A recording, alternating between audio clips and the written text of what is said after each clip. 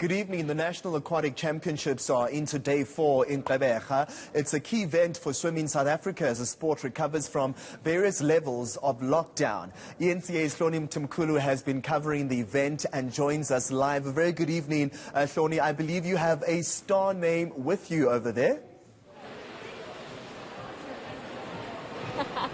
Hey Arthur, I do, and I'll get straight into it. Chad Le Clos joins me now, who has already qualified for the 200-meter butterfly for Tokyo.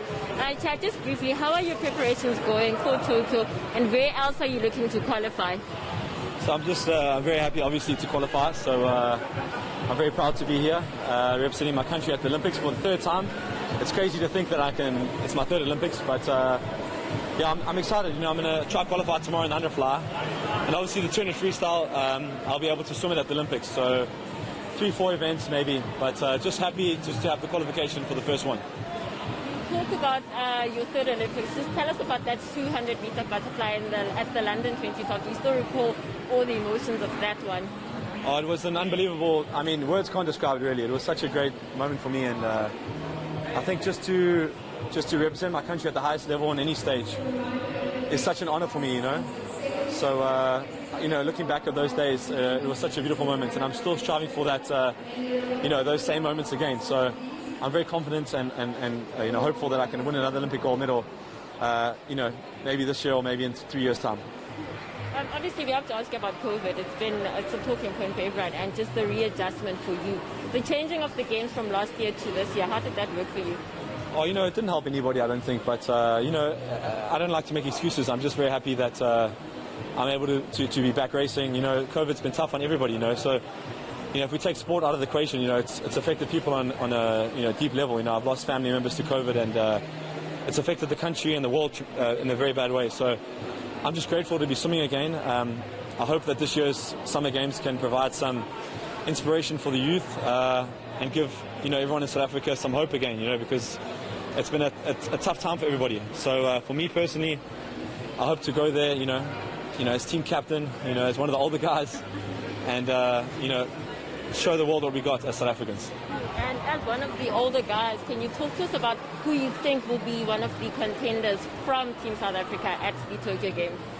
I think Tatiana was amazing. Tatiana Schumacher, she was phenomenal last night. I think she's going to win. I have high hopes for her. You know, I called that 2 years ago, so we have that on TV. But you know, she's such a great ambassador, great young lady, and you know, I think she's going to do great things in the future. And I think this is her year. I really do. So you hope that she'll do the double as she did at the Commonwealth Games, right? And just a final question. We've spoken to officials about local versus US, because we know obviously that's a big part of swimming, where athletes have gone to the US. You've chosen to stay in South Africa. How important is that decision for you?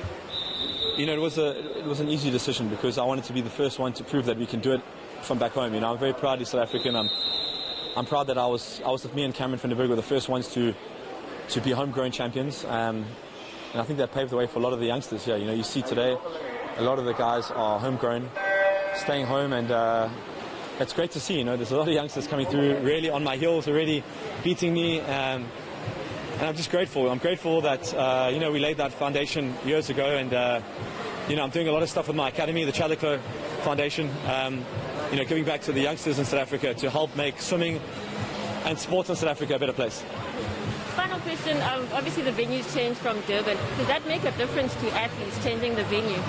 Look, for me it didn't make too much of a difference because technically I was qualified for these, so I didn't have to technically qualify, even though, you know, we did. But, you know, maybe for some of the youngsters, because, you know, obviously it's used to being done in Durban.